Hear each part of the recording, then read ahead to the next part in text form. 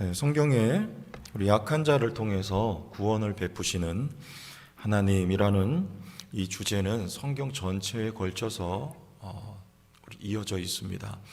일일이 다 이야기를 하자면 오늘 시간이 끝나도 다 말할 수 없기 때문에 성경에 가득한 이야기들이 바로 그와 같은 주제입니다.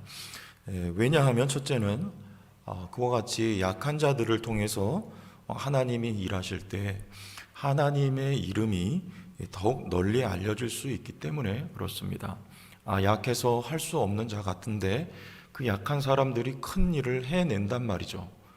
알고 보니까 배후에 하나님이 역사하고 계셨다는 거예요. 그래서 하나님의 영광이 더 높이 드높여 줄 수 있도록 하나님은 성경 전반적으로 약한 자를 들어서 사용을 하시고, 두 번째 이유는 약한 자로 하여금 하나님만을 의지하도록 하나님이 복이기 때문에, 그래서 우리를 약한 자일 때 하나님이 부르시고 또 때로 약하게 만들어서 하나님만을 의지할 수밖에 없게 하여 하나님은 당신 백성들을 승리하는 인생으로 만들어 주시는 것이죠. 우리 마가복음 10장 23절과 24절에 보면 부자가 천국에 들어가기 어렵다 하는 그 말씀을 하시면서 예수께서 둘러보시고 제자들에게 이르시되 재물이 있는 자는 하나님의 나라에 들어가기가 심히 어렵도다 하시니, 제자들이 그 말씀에 놀라는지라 예수께서 다시 대답하여 이르시되 얘들아, 하나님 나라에 들어가기가 얼마나 어려운지. 어렵다는 겁니다. 부자니까. 부자는 가진 것이 많기 때문에 모든 부자를 다 우리가 말하는 것은 아닙니다. 의지할 것이 하나님 말고 많은 사람이 부자인 거죠. 그래서 하나님을 의지하지 않는 사람들은 천국에서 거리가 멀어요. 그런데 약한 사람들은 하나님을 의지할 수밖에 없기 때문에 천국에 가깝습니다. 예수님은 그 말씀을 하고 계신 거예요. 반대로 그 부요한 것들 이 땅에 살아가면서 버린 자들은요, 우리 같은 본문의 29절과 30절에 버린 자들은 집이나 전토나 예수께서 이르시되 너희에게 진실로 이르노니 나와 복음을 위하여 집이나 형제나 자매나 또 어머니나 아버지나 자식이나 전토를 뭐한 자는요, 버린 자는 몇 배를 받는다고 합니까? 100배를 받되 박해를 겸하여 받고. 왜 박해를 겸하여 받냐면 이 사람들, 하나님을 의지하는 사람들은 복음을 전하는 사람들이기 때문에 그래요. 복음을 전하면 필연적으로 박해가 따르게 되어 있습니다. 그런데 이 생에서 100배를 받는다 약속하십니다. 왜 버렸는데 100배를 얻게 됩니까? 세상 것을 버리고 버린 만큼 하나님께 대해서 부자가 돼요. 하나님의 부자가 돼요. 하나님을 의지하게 됩니다. 하나님을 의지하면 하나님으로부터 다시 생겨요. 그게 얼만큼 생겨요? 100배가 생깁니다. 우리에게 정말 주시는 분은 하나님이십니다. 그래서 하나님을 의지하는 게 지혜예요. 어떻게 버릴까요? 왜 버려요? 하나님만 의지하니까. 바울은 빌립보서 3장에 다 버린다 그래요. 나에게 가치 있던 모든 것들을 다 버린다. 왜 버립니까? 예수님을 더 얻기 위해서. 그분이 최고의 가치이기 때문에 다 버린다. 근데 어떻게 버립니까? 그분을 사랑하니까. 버려라는 율법의 계명 때문에 안 버려지잖아요. 못 버리잖아요. 그런데 우리가 주님을 사랑하게 되면, 주님을 사랑하는 만큼 내 안에 이 세상의 것들은 다 버려지고 주님이 차지하게 된다. 그때 우리는 주님을 얻는 만큼 더 그것이 능력이 된다. 이게 바울의 고백입니다. 왜 버립니까? 그게 진짜 부자 되는 방법이에요.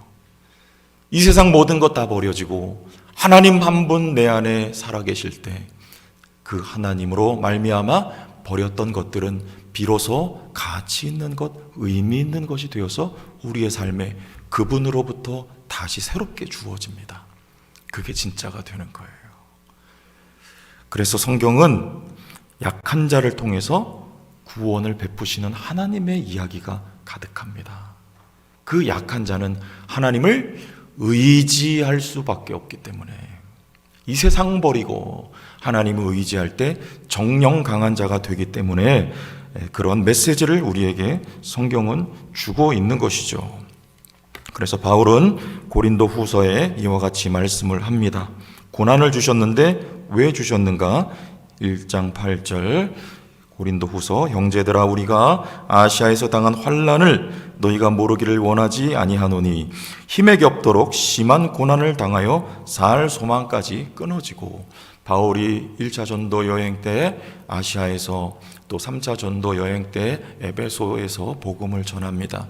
근데 우리가 성경을 보면 바울이 그 전도하는 현장에 돌에 맞아서 죽을 지경에 가요. 정말 죽기 직전까지 갑니다. 바울은 지금 그것을 이렇게 말하는 거예요. 힘에 겹도록 심한 고난을 당하여 살 소망까지 끊어지게 되었는데 좋은 일 하는데 왜 이런 일이 벌어지는가? 하나님 이유가 뭡니까? 우리는 우리 자신이 사형 선고를 받은 줄 알았으니 이는 우리로 자기를 의지하지 말고 오직 죽은 자를 살리시는 하나님만 의지하게 하심이라. 의지하라는 것입니다. 사명자가 의지해야 될 것은요, 하나님이에요. 하나님. 돈 없다고요? 괜찮습니다. 하나님 의지하면 돼요. 하나님 바라보고 나가면 돼요. 하나님이 책임져 주십니다. 우리 이렇게 앞에 이찬미 자매 앞에 나와서 인사했잖아요. 이제 사역자의 길을 나가잖아요. 제 방에 와서 기도받고 또 몇 마디 조언을 했어요. 이제 청년 때 있을 때랑은 다르니까 조금 더 긴장하고 좋은 관계 맺고 그리고 하나님만 바라보고 의지하고 나가면 좋은 사역자가 되리라 나는 믿는다. 그렇게 격려하고 함께 기도를 했습니다만 그런 거예요. 바울이 복음 전할 때 바울에게 있어서 필요한 건 다름 아닌 하나님 한 분 의지하도록 하나님이 바울을 모든 상황을 통해서 약하게 만드셨다는 증언을 하고 있어요. 빌립이 사마리아에서 복음 전합니다. 그때 성령만 따라가요. 하나님의 사자가 사마리아에서 광야로 가라고 지시를 합니다. 누가 지시해요? 하나님의 사자가 지시하는 거예요. 그리고 그곳의 지시를 따라가니까 에티오피아의 왕실 네시가 그곳에서 성경을 읽고 있어요. 해필이면 그곳에 그 광야에서 그 네시를 만납니까? 성령이 인도하셔서 만난 거예요. 그리고 듣고 있자니 그 펴서 읽고 있던 성경이 이사야서 말씀, 곧 복음을 설명하기 좋은 말씀을 읽고 있었단 말이죠. 여러분 이건 우연입니까? 하나님의 인도하심이 있는 거예요. 이 네시가 성경을 그곳에서 읽고 있을 때 빌립을 하나님이 그곳으로 보내서 그에게 복음 전할 수 있는 절호의 찬스를 하나님이 마련해 주신 것이죠. 하나님이 하시는 거예요. 그리고 그곳에서 그 이야기를 듣다가 그 말씀을 빌미로 복음을 전합니다. 그때 네시가 세례 받기를 꺼려하지 아니하고 즉시 세례를 받습니다. 여러분, 복음 전하는 일은 전적으로 하나님이 하시는 일이기 때문에 하나님을 의지해야 되는 거예요. 복음 전하는 일뿐만 아니라 그 복음 전하는 것을 받들며 살아가는 성도의 모든 삶도 마찬가지입니다. 하나님이 여러분의 삶을 책임지시고 운행해 나가 주셔야, 그러므로 여러분은 하나님만을 의지하셔야 돼요. 그래야 승리하는 삶이 되는 것이에요. 오늘 말씀에 그래서 다윗과 골리앗을 성경이 비교를 해요.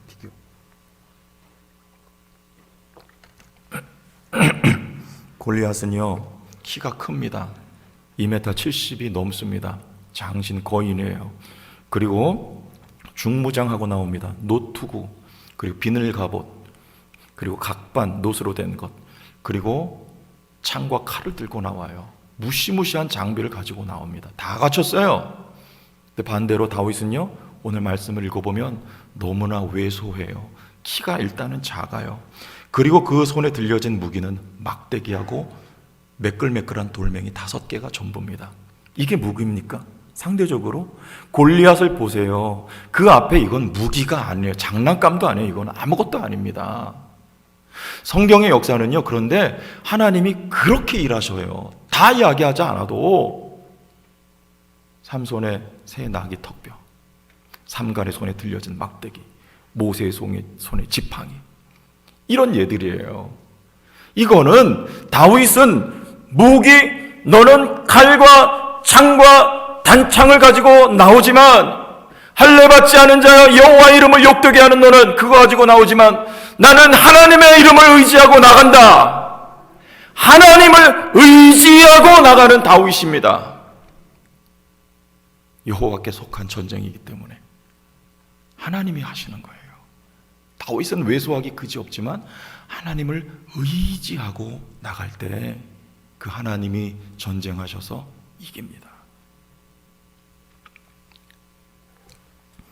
이것이 왕의 조건이에요. 사울은 너무나 많은 걸 갖췄어요. 키가 큽니다. 용모가 준수합니다. 그러나 하나님의 나라에선 아무 쓸데가 없는 거예요. 나는 키와 용모를 보지 아니하고 중심을 보느니라. 중심은 하나님만 의지하는 다윗의 중심, 이거가 중심이에요. 우리에게 이런 중심이 새해에는 더욱 견고히 심겨지기를 주님의 이름으로 축복합니다. 그럼 우리 삶이 이기는 거예요. 이기는 거예요. 다윗처럼.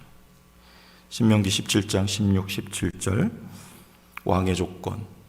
그는 병마를 많이 두지 말 것이요 병마를 많이 얻으려고 그 백성을 애굽으로 돌아가게 하지 말 것이니 이는 여호와께서 너희에게 이르시기를 너희가 이후에는 그 길로 다시 들어가지 말 것이라 하셨음이며. 다시 한번 그에게 아내를 많이 두어 아내 많이 두지 말라고. 자, 요약하면 병마를 많이 두지 말고, 말을 많이 두지 말고, 아내를 많이 두지 말고, 은금을 많이 두지 말고, 뭐 하라는 말입니까? 버리라는 거예요. 버리라는 거. 왜요? 하나님의 말씀을 등사해서 곁에 두고 그 말씀을 읽어라. 다시 하나님을 의지하는 것이 왕의 조건이란 말입니다.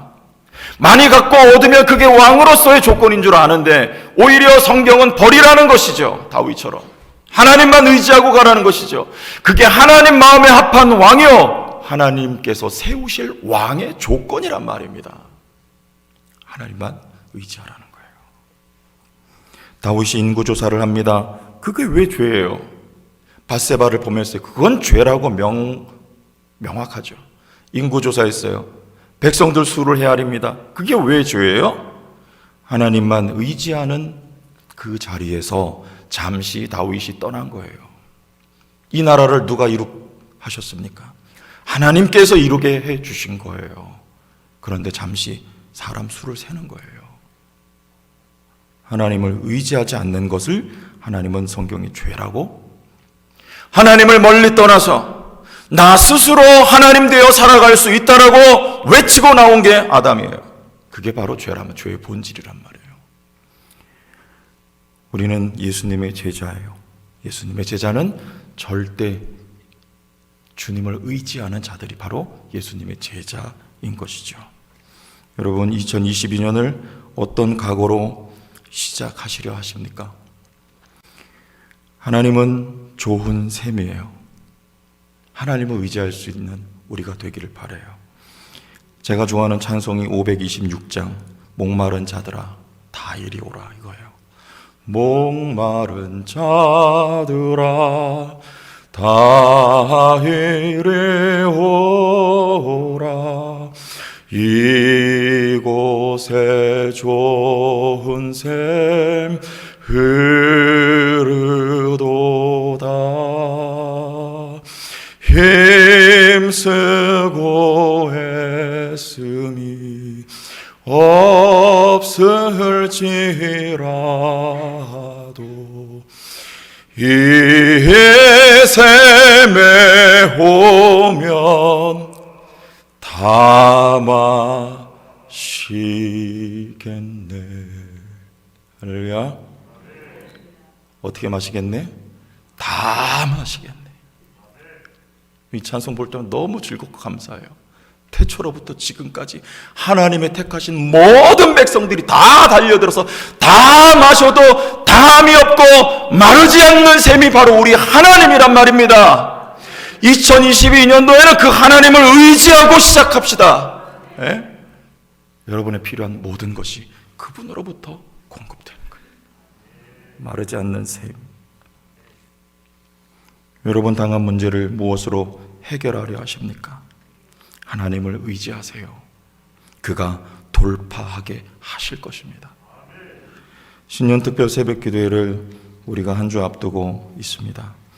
여러분, 우리가 하나님을 의지한다는 것은 구체적으로 기도할 수 있다는 거예요. 하루를 기도로 시작한 날과 아닌 날은 다른 거예요. 한 해를 기도로 시작한 해와 그렇지 않은 해는 다른 것입니다. 심지 않은 곳에서 거둠은 없는 거예요. 여러분, 기도를 심읍시다. 심으면 반드시 거둡니다. 저는 그렇게 생각이 들어요. 기도는 쌓인다고 생각이 돼요. 바로바로 하나님이 즉답하시기도 하지만 어느 때까지, 언제 하나님이 부어주시기로 작정하신 때까지 우리가 드려진 기도는 계속 쌓였다가 그 때가 되면 그게 본물처럼 쏟아지는 거예요. 여러분, 기도는 헛되지 않습니다. 기도는 쌓여요. 기도는 심는 거예요. 여러분, 연초에 심을 수 있기를 바랍니다. 기도를 심고 시작할 수 있기를 바랍니다. 한 해를 승리할 영적 에너지를 받는 시간으로 삼기를 바랍니다. 문제를 들고 나오시기를 바랍니다. 대롱대롱 매어 달리시기를 바랍니다. 하나님의 능력이 경험되는 시간이 될 거예요. 없는 소리 하는 게 아니에요. 저는 확신해요. 하나님의 기적을, 역사를 보시기 원하시면 이번에 21일 동안 작정하고 여러분 나오세요. 새벽마다 부르짖으세요. 혼자는 안 되잖아요. 작심삼일이잖아요. 그러나 같이 하면 되는 거예요. 우리 모두가 같이, 다 같이 작심하고 하나님 앞에 나와서 기도의 시간을 드려요. 기도에 승리하는 한 해를 이 기도의 시간으로 승리를 확보하는 역사가 있기를 바랍니다. 저에게도 부담이 되더라고요. 22일을 어떻게 이끌고 갈 것인가. 그러나 하나님께서 기도 가운데 저에게 주신 감동은 하나님을 의지하라는 거예요. 하나님이 하신다는 거예요. 마르지 않는 샘이 하나님이 말씀을 주시고 기도회를 인도할 능력과 힘을 주시고 하나님이 성령으로 충만하게 하시리라. 기도로 돌파하거라. 기도로 승리를 거머쥐거라. 하나님 저에게 주신 감동이에요. 그래서 21일 동안 저는 강단에서 잠을 자려고 그래요. 생각해 보니까 좀 무서워요. 혼자 자야 되잖아요. 철회하실 분들, 권사님들 나오세요. 21일 동안 작정하시고 나오셔서 기도하시고, 왜요? 나만이 아니라 지난번에 말씀드렸잖아요. 우리 모두를 위해 기도하는 거예요. 방법은 따로 알려드릴 거예요. 우리 모두를 품고 모두의 기도 제목을 가지고 함께 기도할 때 주님의 약속대로 두세 사람 모인 곳에 내가 함께하고 그들의 기도를 들으시라는 약속이 임할 줄로 저는 믿습니다. 어떤 여인이 자궁암이 걸렸어요. 그것도 말기암입니다. 하혈이 멈추지가 않아요. 그래서 목사님께 기도를 받으러 왔어요. 그런데 이 목사님이 기도를 해주시는 게 아니고 따라오라 그러시는 거예요. 그리고 목사님 따라가는데 가다 보니까 산이에요. 근데 그것도 낮은 산이 아니고 높은 산으로 목사님이 계속 올라가시는데 이 권사님이 거기를 따라 올라가면서 처음에는 이게 무슨 일인가 싶었는데 나중에는 분통이 터지더라는 거예요. 내가 기도 받으러 왔지 등산하러 왔냐? 예? 피가 멈추지 않아서 다 죽어가는 나를 이끌고 이럴 수가 있는가?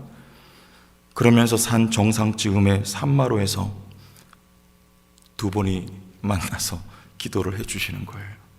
근데 그때 하늘에서 불이 떨어졌대요.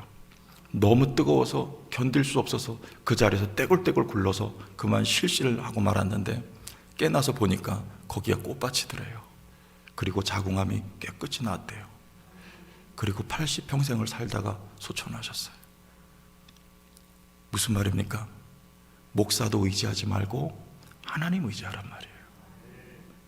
여러분, 하나님 의지하세요. 이번 기도회 때 아침마다 우리 안수기도 할 거예요. 그런데 우리 목사님들하고 같이 할 거예요. 여러분, 목사도 의지하지 마세요. 사도가 그랬어요. 개인의 경건과 권능이 아니니라. 오직 나사렛 예수 그리스도의 이름이 이 사람을 낫게 하였느니라. 여러분, 오직 예수 그리스도의 이름으로, 하나님의 이름으로 오늘도 살아계신 하나님이 역사를 일으키실 줄로 믿습니다. 하나님만 다윗처럼 의지하고 나가는 새해를 맞이할 수 있기를 주 예수님의 이름으로 축원합니다. 하나님 아버지, 감사합니다. 오늘도 살아계신 하나님, 역사하시는 하나님, 우리의 삶의 전쟁은 하나님께 속한 것으로 우리는 하나님의 이름을 의지하여 다윗처럼 달려나가기를 원하고, 기도로 그 승리를 확보하며 나가기를 원하오니 성령으로 기름 부어 주시고 마르지 않고 다함이 없는 우리 좋으신 하나님을 덧입어 우리의 일생이 기름지게 하시고 복되게 하시고 거룩한 하나님의 일을 받들어 쓰임받는 종들 교회가 되게 하여 주옵소서. 예수님 이름으로 기도하옵나이다. 아멘.